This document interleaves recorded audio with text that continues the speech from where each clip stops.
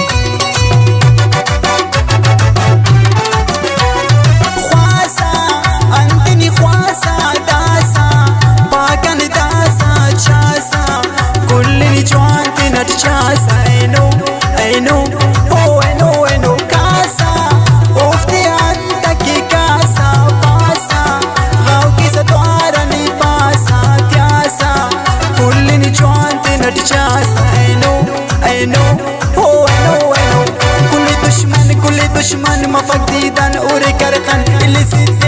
سيدي مفني درق قمبيشن بند لرسكا وسليك استنا كشكاني استفل مشخندنا كنا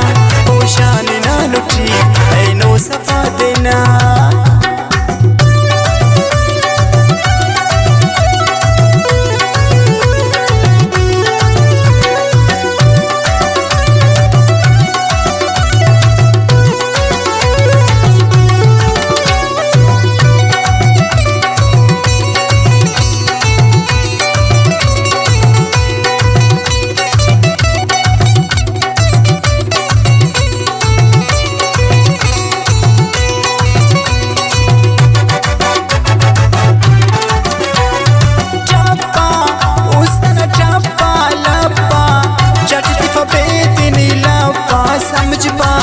यारी नने दोन समझ पा ऐनो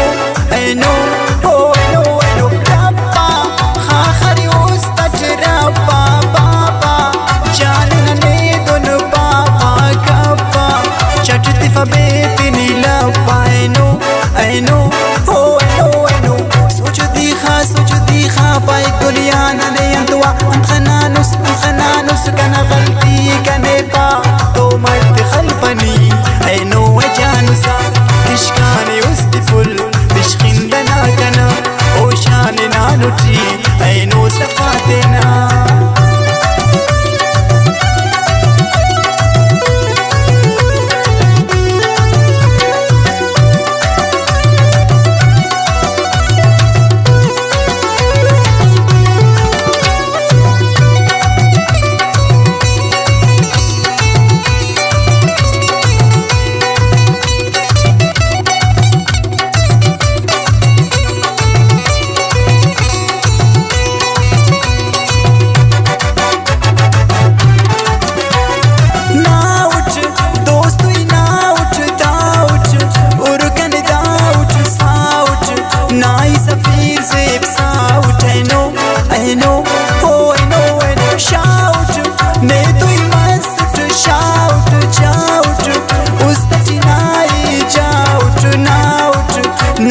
سفير زيب ساوت ऐनो ما فش أكبر ألوت آخر كنو توكل على كيتي درو خفا وني تشر إنك السيجارات سكر دخل كنا كشكاني وستفل مش خندنا كنا وشاننا لوتي